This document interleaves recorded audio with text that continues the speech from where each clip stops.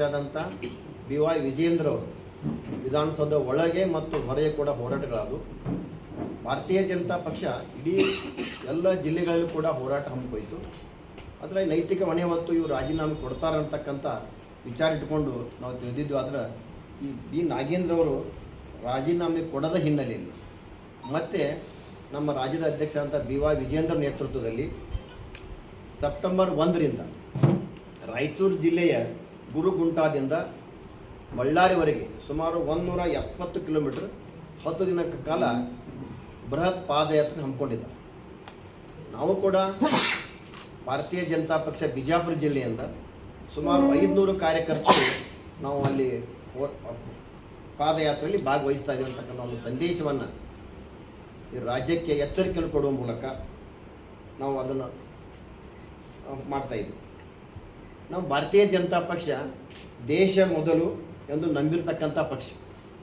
ದೇಶದ ಭದ್ರತೆ, ಘನತೆ, ಜನರ ಸಾಮಾನ್ಯ ಹಿತದೃಷ್ಟಿಯಿಂದ ನೈತಿಕ ಹೊಣೆಗಾರಿಕೆ ಹೊತ್ತು ಕೇಂದ್ರ ಸಚಿವರಾದ ಧರ್ಮೇಂದ್ರ ಪ್ರಧಾನರು ರಾಜೀನಾಮೆ ನೀಡಿದರು. ಈ ಹಿಂದೆ LK ಅಡ್ವಾಣಿಯವರು ಕೂಡ ಕೇವಲ ಆರೋಪ ಬಂದಾಗ ತಮ್ಮ ಅಧಿಕಾರವನ್ನೇ ತೋರಿಸಿದ್ದು ಇದು ಭಾರತೀಯ ಜನತಾ ಪಕ್ಷದಲ್ಲಿ ಸಾಕಷ್ಟು ಉದಾಹರಣೆಗಳನ್ನು ನಾವು ಕಾಣ್ಬೋದು. ಕಾಂಗ್ರೆಸ್ ಸರ್ಕಾರಕ್ಕೆ ಕನಿಷ್ಠ ನೈತಿಕತೆಯೂ ಇಲ್ಲ. ವಾಲ್ಮೀಕಿ ನಿಗಮದಲ್ಲಿ ಲೂಟಿ ಹೊಡೆದ ಕಾರಣ ಇವತ್ತು ಅಲ್ಲಿ ಒಬ್ಬ ಸರ್ಕಾರಿ ಅಧಿಕಾರಿ ಚಂದ್ರಶೇಖರ್ ಅವರು ಆತ್ಮಹತ್ಯೆ ಮಾಡಿಕೊಂಡ್ರು. ಇನ್ನೊಬ್ಬ ಸರ್ಕಾರಿ ಅಧಿಕಾರಿಯ ಆತ್ಮಹತ್ಯೆಗೆ ಬೆಲೆ ಇಲ್ವಾ ಅಂತಕ್ಕಂಥದ್ದು. ಇಂಥ ಒಂದು ಮೊಂಡತನದಿಂದ B ನಾಗೇಂದ್ರ ವರ್ತನೆಗೆ ನಿಜವಾಗಿ ಕೂಡ ಅವರ ಸರ್ಕಾರ ನಿರ್ಲಕ್ಷಿತವನ್ನು ಎತ್ತಿ ತೋರಿಸ್ತಾ ಇದೆ. ಕಾಂಗ್ರೆಸ್ ಪಕ್ಷ ಮೊದಲಿನಿಂದಲೂ ಅದು ನಾವು ಯಾವ ರೀತಿ ಭಾರತೀಯ ಜನತಾ ಪಕ್ಷ ಮೊದಲು ದೇಶ, ನಂತರ ಪಕ್ಷ, ನಂತರ ವ್ಯಕ್ತಿ ಅಂತಕ್ಕಂಥದ್ದು. ಆದರೆ ಕಾಂಗ್ರೆಸ್ದ ಹಿಸ್ಟ್ರಿ ತೆಗೆದು ನೋಡಿದಾಗ ಅವರು ಮೊದಲು ವ್ಯಕ್ತಿ, ನಂತರ ಪಕ್ಷ, ನಂತರ ದೇಶ ಅಂತಕ್ಕಂಥ ಸಂಸ್ಕೃತಿಯಲ್ಲಿ ಅವ್ರು ಬಂದವರು. ಯಾಕಂದರೆ ನೀವು ಹಳ್ಳಿಯಿಂದ ದಿಲ್ಲಿವರೆಗೆ ಇವತ್ತು ನೋಡಿದಾಗ ಅಲ್ಲಿ ಕಾಂಗ್ರೆಸ್ ಇವತ್ತು ಜೀರೋ ಆಗಿದೆ. ಇಲ್ಲಿ ದೇಶದಲ್ಲಿ ಕಾಂಗ್ರೆಸ್ ಇಲ್ಲದಂಥ ವಾತಾವರಣ ಕ್ರಿಯೇಟ್ ಆಗಿದೆ. ಕಾರಣ ಇಷ್ಟೇ, ಅಲ್ಲಿ ವ್ಯಕ್ತಿಗಳೇ ಬಲಾಢ್ಯರಾಗ್ಯಾರ. ಆದ್ದರಿಂದ ಅಲ್ಲಿ ದೇಶದ ಬಗ್ಗೆ ಅವ್ರಿಗೆ ಗಮನನೇ ಇಲ್ಲ. ಆದ್ದರಿಂದಲೇ ಇವತ್ತು ಅವರ ಕಾಂಗ್ರೆಸ್ ಅಧಿಕಾರ ಆಡಳಿತದಲ್ಲಿ ಒಂದು ಅಮೇರಿಕಾಕ್ಕೆ ನಮ್ಮ ದೇಶದ ಪ್ರಧಾನಮಂತ್ರಿ ಹೋಗ್ತಾರೆ ಅಂದ್ರೆ ಇವತ್ತು ಅವರು ಬೇಡ ಅಂತಕ್ಕಂಥ ವಾತಾವರಣ ಸೃಷ್ಟಿಯಾದಂಥ ಉದಾಹರಣೆಗಳಿದಾವೆ. ಆದರೆ ಇವತ್ತು ನಮ್ಮ ಹೆಮ್ಮೆ ಪ್ರಧಾನಿ ನರೇಂದ್ರ ಮೋದಿಯವರು ಅವರ ದೇಶಭಕ್ತಿ ಇವತ್ತು ಅಮೇರಿಕಾದಂಥ ದೇಶಗಳು ಇವತ್ತು ರೆಡ್ ಕಾರ್ಪೆಟ್ ಹಾಕಿ ವೆಲ್ಕಮ್ ಮಾಡ್ತಕ್ಕಂಥ ಒಂದು ಸನ್ನಿವೇಶ ಕ್ರಿಯೇಟ್ ಮಾಡಿದಂಥವ್ರು. ಆದ್ದರಿಂದ ನಾವು ಕಾಂಗ್ರೆಸ್ ಸರ್ಕಾರಕ್ಕೆ ಎಚ್ಚರಿಕೆ ಕೊಡ್ತಾ ಇದ್ದೀನಿ, ಬೇಗನೆ ನೀವು ನಿರ್ಣಯ ಮಾಡಿರಿ. ನೀವು B ನಾಗೇಂದ್ರ ರಾಜೀನಾಮೆ ಕೊಡಲೇಬೇಕು ಅಂತಕ್ಕಂಥ ಒತ್ತಾಯ ಮಾಡೋ ಜೊತೆಗೆ ಬಿಜಾಪುರದಲ್ಲಿ ಕೂಡ ಹಲವಾರು ಸಮಸ್ಯೆಗಳನ್ನು ಕೂಡ ನಾನು ಚರ್ಚಿಸಬೇಕಂತ ವಿಚಾರ ಮಾಡಿದ್ದೀನಿ. ಯಾಕಂದ್ರೆ ಬಿಜಾಪುರದಲ್ಲಿ ಕೂಡ ನಾವು ಭಾಳಷ್ಟು ಸಮಸ್ಯೆಯನ್ನು ನೋಡ್ತಾ ಇದ್ದೀವಿ. ಅದರ ಮುಖ್ಯವಾದದ್ದು ಇವತ್ತು ನನಗೆ ದೃಷ್ಟಿಯೊಳಗೆ ಬಂದ ಗಮನಕ್ಕೆ ಬಂದದ್ದು ಅಂದ್ರೆ ಇವತ್ತು ವಿದ್ಯಾರ್ಥಿಗಳಿರ್ಬೋದು, ಜನಸಾಮಾನ್ಯರಿರ್ಬೋದು, ಬಡ ರೋಗಿಗಳಿರ್ಬೋದು, ಇವತ್ತು ಕಾಸ್ಟ್ ಮತ್ತು ಇನ್ಕಮ್ ಸರ್ಟಿಫಿಕೇಟ್ ತೆಗೆದುಕೊಳ್ಬೇಕಂದ್ರೆ ಒಂದು ತಿಂಗಳವರೆಗೆ ಸಮಯ ತೆಗೆದುಕೊಳ್ತಾ ಇದ್ದಾರೆ. ಅದು PIPO ಅಂತಕ್ಕಂಥದ್ದು, ಫಸ್ಟ್ ಇನ್ ಫಸ್ಟ್ ಔಟ್ ಅಂತಕ್ಕಂಥ ಒಂದು ಈ ಕಾಂಗ್ರೆಸ್ ಸರ್ಕಾರ ಒಂದು ವ್ಯವಸ್ಥೆಯನ್ನು ತಂದು ಇವತ್ತು ವಿದ್ಯಾರ್ಥಿಗಳಿಗೆ, ರೈತರಿಗೆ, ಪ್ರತಿಯೊಬ್ಬರಿಗೂ ಕೂಡ ಅದರಿಂದ ತೊಂದರೆ ಆಗ್ತಾ ಇದೆ. ಇವತ್ತು ಬಡ ರೋಗಿಗಳು ಸರ್ಕಾರಿ ಆಸ್ಪತ್ರೆ ಏನಾರೇ ಸವಲತ್ತು ತೆಗೆದುಕೊಳ್ಬೇಕಂದ್ರೆ ಇನ್ಕಮ್ ಮತ್ತು ಈ ಸರ್ಟಿಫಿಕೇಟ್ ಸಿಗದೆ ಹೋದಾಗ ವಂಚಿತನಾಗಿ ಭಾಳಷ್ಟು ಸಫರ್ ಆಗ್ತಕ್ಕಂಥ ವಾತಾವರಣ ಇದೆ. ಅದೇ ಇದನ್ನು ನಾನು ಹೋಗಿ ಚರ್ಚೆನೂ ಕೂಡ ಇಲಾಖೆಗೆ ಹೋಗಿ ನಾನು ಭಾಳಷ್ಟು ಕಡೆ ಚರ್ಚೆ ಮಾಡಿದ್ದೀನಿ. ಈ ರೀತಿ ಆಗ್ತಾ ಇದೆ, ಸರಿಪಡಿಸ್ರಿ ಅಂದಾಗ ನಾನು ಮೊನ್ನೆ ಹೋಗಿ ನಾನು ಚರ್ಚೆ ಮಾಡಿದ್ದಿಲ್ಲ. ಈಗ ಹೊಸ ವ್ಯವಸ್ಥೆಯನ್ನು ಮಾಡಿದೆವು. ನೀವು ADC ಜಿಲ್ಲಾಧಿಕಾರಿ ಕಚೇರಿಗೆ ಬಂದು ADC ಮುಖಾಂತರ ಈ ರೀತಿ ನೀವು ವ್ಯವಸ್ಥೆ ಮಾಡಿಕೊಂಡ್ರೆ ನಿಮಗೆ ಫಾಸ್ಟ್ ಆಗಿ ಕೊಡ್ತೀವಿ ಅಂತಕ್ಕಂಥ ಒಂದು ವ್ಯವಸ್ಥೆ ಹೇಳ್ತಾರೆ. ಇದು ಜನಸಾಮಾನ್ಯರಿಗೆ, ಬಡವರಿಗೆ, ನಿರ್ಗತಿಕರಿಗೆ ಆ ಜಿಲ್ಲಾಧಿಕಾರಿ ಕಚೇರಿಗೆ ಬಂದು ಕೆಲಸ ಮಾಡ್ತಕ್ಕದ್ದು ಆಕೈತೇನ್ರಿ? ಇದು ಬಲಾಢ್ಯರು ಬಂದು ಮಾಡ್ಕೋಬೋದು. ಆದರೆ ಇವತ್ತು ಸಾಮಾನ್ಯ ಜನ ಇದನ್ನು ಪಡೆದುಕೊಳ್ಳಕ್ಕೆ ಆಗದಾರಂಥ ಒಂದು ಹೀನಾಯ ಪರಿಸ್ಥಿತಿ ಒಳಗೆ ಅದ. ಆದ್ದರಿಂದ ನಾವು ಭಾರತೀಯ ಜನತಾ ಪಕ್ಷ ವಿಜಯಪುರ ಜಿಲ್ಲೆಯಿಂದ ಇವತ್ತು ನಾ ಜಿಲ್ಲಾ ಆಡಳಿತಕ್ಕೂ ನಾನು ಇವತ್ತು ಎಚ್ಚರಿಕೆ ಕೊಡ್ತಾ ಇದ್ದೀನಿ. ಬೇಗನೆ ಸರ್ಕಾರದ ಗಮನಕ್ಕೆ ತಂದು ಈ ವಿಲೇವಾರಿ ಕಾಸ್ಟ್ ಮತ್ತು ಇನ್ಕಮ್ ಬೇಗನೆ ಕೊಡ್ತಕ್ಕಂಥ ವ್ಯವಸ್ಥೆ ಮಾಡೋದು ಹೋದರೆ ದೊಡ್ಡ ಹೋರಾಟ ಮಾಡಬೇಕಾಗ್ತೈತೆ. ಯಾಕಂದ್ರೆ ನನ್ನ ಪತ್ರಿಕಾಗೋಷ್ಠಿ ಇದು ಮುಖ್ಯಮಂತ್ರಿಗೆ ಮುಟ್ಟೋದು ಅಷ್ಟು ಡಿಫಿಕಲ್ಟೇ ಅನ್ನಿಸ್ತಾ ಇತ್ತು ನನಗೆ. ಯಾಕೆ ಈಗ ನಾ ಯಾರಿಗೆ ಹೇಳಬೇಕು? ತಮ್ಮ ಸಹಾಯದಿಂದ, ಮಾಧ್ಯಮದ ಸಹಾಯದಿಂದ ನಾವು ಉಸ್ತುವಾರಿ ಮಂತ್ರಿ ಎಂ ಬಿ ಪಾಲ್ರಿಗೆ ಹೇಳಬೇಕು. ಎಂ ಬಿ ಪಾಲ್ರಿಗೆ ನಾನು ಮನವಿ ಮಾಡ್ತಾ ಇದ್ದೀನಿ. ಇದು ಭಾಳ ದೊಡ್ಡ ಇಶ್ಯೂ ಇದೆ.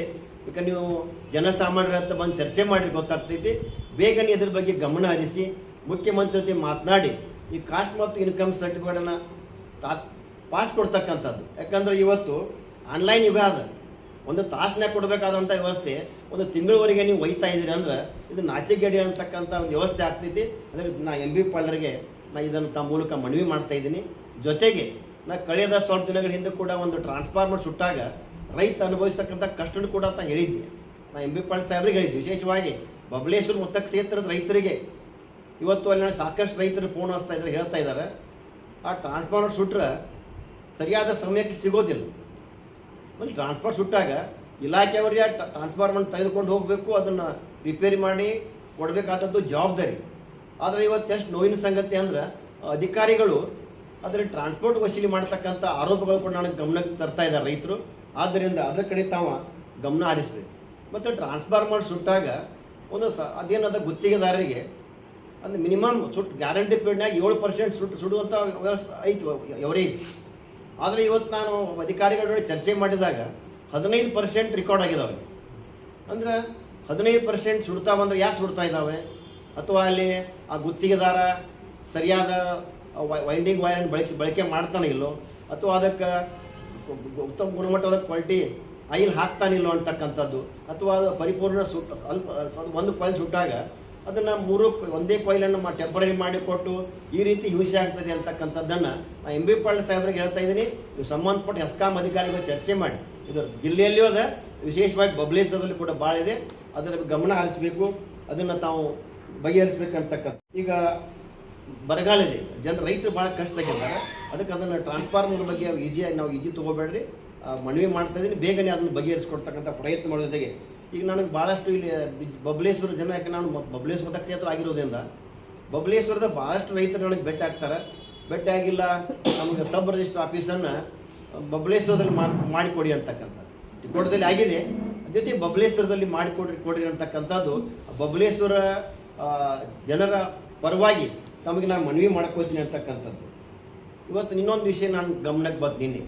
ನಿನ್ನೆ ನಗರದಲ್ಲಿ ಹೊಸ ಮನೆಗಳ ವಾಸ್ತು ಶಾಂತಿಗೆ ಹೋದಂಥ ಸಂದರ್ಭದಲ್ಲಿ ಭಾಳಷ್ಟು ರೇಷನ್ ಅಂಗಡಿಗಳ ಕಣ್ಣಿಗೆ ಬಂದು ನನಗೆ. ಆ ರೇಷನ್ ಅಂಗಡಿಗಳಲ್ಲಿ ಭಾಳಷ್ಟು ಕ್ಯೂನಲ್ಲಿ ನಿಂತು ಜನಸಾಮಾನ್ಯರು ರೇಷನ್ನ ಪಡೆದುಕೊಂಡು ನೋಡಿದ್ರೆ ಅದು ಕೂಡ ನನಗೆ ಮನಸ್ಸಿಗೆ ನೋವಾಗ್ಯದ. ಯಾಕಂದರೆ ಕೇಂದ್ರ ಸರ್ಕಾರ ಸಾಕಷ್ಟು ತಮಗೆ ರೇಷನ್ ಕೊಡ್ತಾ ಇದೆ. ಕೊಟ್ಟಾಗ ಕೂಡ ಅದನ್ನು ಸರಿಯಾಗಿ ಸರಬರಾಜು ಮಾಡ್ತಕ್ಕಂಥ ವ್ಯವಸ್ಥೆಯೂ ಕೂಡ ನಾನು ಗಮನಕ್ಕೆ ತರ್ತಾ ಇದ್ದೀನಿ. ಜೊತೆಗೆ ಎಲ್ಲ ಜೊತೆಗೆ ಇನ್ನೊಂದು ಸಂತೋಷ ವಿಷಯ ಕೂಡ ಹೇಳಕ್ಕೆ ಇಚ್ಛೆ ಪಡ್ತೀನಿ. ಯಾಕಂದ್ರೆ ಸರ್ಕಾರ ಬಂದು 3 ವರ್ಷದಲ್ಲಿ ನಿರ್ಧಾರಗಳು ಬರೀ ತಪ್ಪು ನಿರ್ಧಾರದಿಂದ ಜನಸಾಮಾನ್ಯರ ಮೇಲೆ ಭಾಳ ಹೊರೆ ಆಗ್ತಾ ಇದೆ. ಒಂದು ಉದಾಹರಣೆ ನೋಡಿದ್ರೆ ಇವತ್ತು ಬಡವರಿಗಾಗಿ ವಯಸ್ಸಾದಂಥವ್ರಿಗೆ ವೃದ್ಧಾಪ್ಯ ವೇತನ ಇರ್ಬೋದು, ಇವತ್ತು ವಿಧವಾ ವೇತನ ಇರ್ಬೋದು, ಅಂಗವಿಕಲರ ವೇತನ ಇರ್ಬೋದು, ಮನಸ್ವಿನಿ ಇರ್ಬೋದು, ಮೈತ್ರಿ ಇರ್ಬೋದು, ರೈತರ ಆತ್ಮ ಮಾಡಿಕೊಂಡಂಥ ಹೆಂಡತಿಯರಿಗೆ ಪಿಂಚಣಿ ಕೊಡ್ತಕ್ಕಂಥ ಇರ್ಬೋದು, ಅಸಿಡ್ ದಾಳಿಗೆ ಒಳಗಾದಂಥವ್ರಿಗೆ ಪಿಂಚಣಿ ಕೊಡ್ತಕ್ಕಂಥ ಇರ್ಬೋದು. ಸುಮಾರು 4-5 ತಿಂಗಳಿಂದ ಅದು ಬಂದಾಗಿದೆ. ಕಾರಣ ಇಷ್ಟೇ, ಸರ್ಕಾರ ಆದೇಶ ಮಾಡ್ತೀವಿ 32,000ಕ್ಕಿಂತಲೂ ಆದಾಯ ಕಡಿಮೆ ಇದ್ದರೆ ಮಾತ್ರ ಇದನ್ನು ಕನ್ಸಿಡರ್ ಮಾಡಿರಿ ಅಂದಾಗ ಸುಮಾರು ಬಿಜಾಪುರ ಜಿಲ್ಲೆಯಲ್ಲಿ 3,46,000 ಫಲಾನುಭವಿಗಳಿದಾವೆ. ಇದು ಒಂದು ಆದೇಶದಿಂದ ಸುಮಾರು 1 ಲಕ್ಷ ಫಲಾನುಭವಿಗಳು ಸುಮಾರು 5-6 ತಿಂಗಳಿಂದ ಅವ್ರಿಗೆ ಪಿಂಚಣಿ ಬಂದಿಲ್ಲ. ಯಾಕಂದರೆ ನಾವು ಮೊನ್ನೆ ನಾಗೇಂದ್ರ ರಾಜೀನಾಮೆ ಕೊಡಬೇಕು ಅಂತಕ್ಕಂಥ ಒತ್ತಾಯದ ಹೋರಾಟವನ್ನು ಮಾಡುವ ಸಂದರ್ಭದೊಳಗೆ ಭಾಳಷ್ಟು ವೃದ್ಧರು ನಮ್ಮ ಅಲ್ಲಿ ವೇದಿಕೆಗೆ ಬಂದು ಸಾಕಷ್ಟು ಮನವಿ ಕೊಟ್ಟರು. ಆ ಮನವಿ ಕೊಟ್ಟಾಗ ನಾನು ಇಲ್ಲ ಭೀಮ ರಾಜ್ಯ ಸ್ಥಳೀಯ ಸೇವಾ ಸಮಿತಿ ರಾಜ್ಯ ಸಂಘಟನೆ ಅಧ್ಯಕ್ಷರು ಕೂಡ ನನಗೆ ವಾಟ್ಸಪ್ಪಲ್ಲಿ ಕಳಿಸಿದ್ರು. ಅವು ನಾನು ನೋಡಿದಾಗ ಅವುಗಳನ್ನ ವಿಷಯ ತೆಗೆದುಕೊಂಡು ನಾನು ಸರ್ಕಾರಕ್ಕೆ ಎಚ್ಚರಿಕೆ ಕೊಡ್ತಕ್ಕಂಥ ಕೆಲಸ ಮಾಡೀನಿ. ಇಲಾಖೆ ಕೂಡ ಸಾಕಷ್ಟು ತಿರುಗಾಡಿ ಚರ್ಚೆ ಮಾಡಿದಾಗ ನನಗೆ ಸಂತೋಷ ಅನ್ನಿಸ್ತಾ ಇದೆ. ನಮ್ಮ ಹೋರಾಟದ 1-2 ದಿನದಲ್ಲಿನ ಅದು ಸರ್ಕಾರ ಆದೇಶ ಬಂದದ. 1,30,000 ರೂಪಾಯಿ ವರೆಗೆ ಇನ್ಕಮ್ ಇದ್ದರೂ ಅದನ್ನು ನೀವು ಕೊಡ್ರಿ ಅಂತಕ್ಕಂಥದ್ದು ಆದೇಶ ಇರೋದ್ರಿಂದ ಇವು ಸುಮಾರು 1 ಲಕ್ಷದ ಎಲ್ಲ ಫಲಾನುಭವಿಗಳಿಗೆ 5-6 ತಿಂಗಳಿಂದ ಏನು ಫಲಾನುಭವಿಗಳು ನೋವು ಅನುಭವಿಸಿದ್ರು.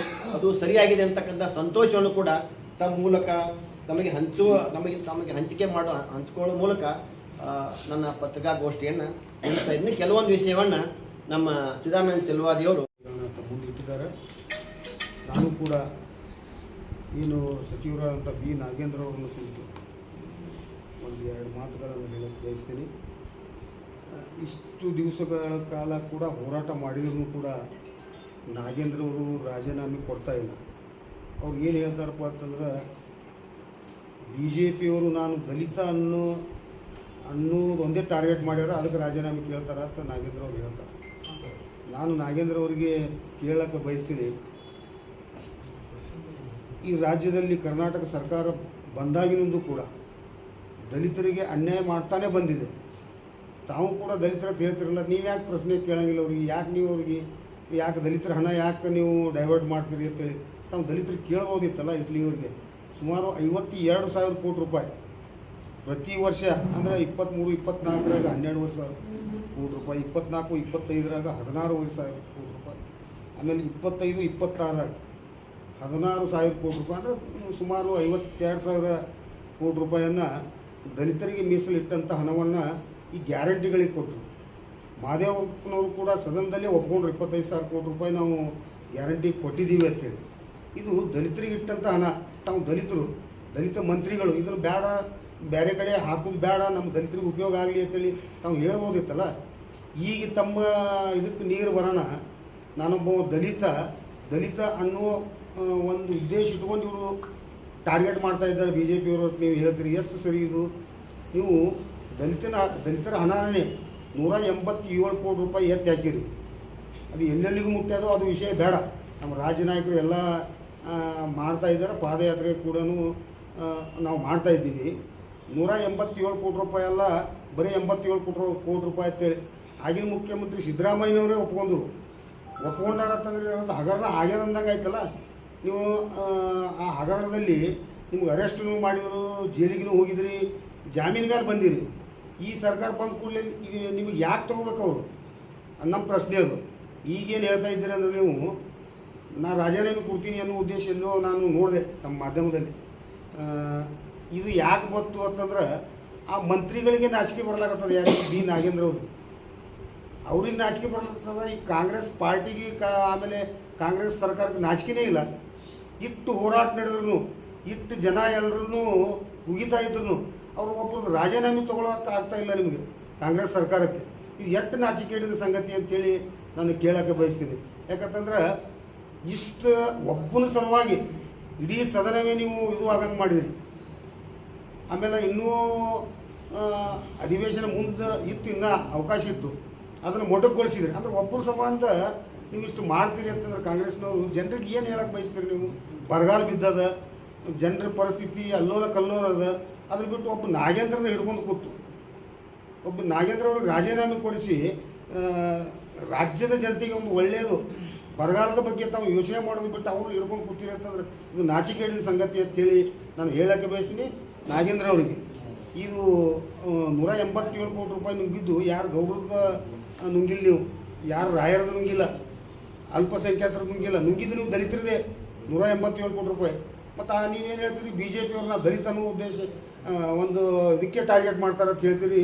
ಎಷ್ಟು ಸರಿ ಅನಿಸ್ತದೆ ಅಂತೇಳಿ ನಾನು ಕೇಳೋಕ್ಕೆ ಬಯಸಿ, ಇವತ್ತು ರಾಜೀನಾಮೆ ಕೊಡುವ ತನಕನೂ ನಾವು ಭಾರತೀಯ ಜನತಾ ಪಾರ್ಟಿಯವರು ಹೋರಾಟ ನಿಲ್ಲಿಸಂಗಿಲ್ಲ ಅಂತೇಳಿ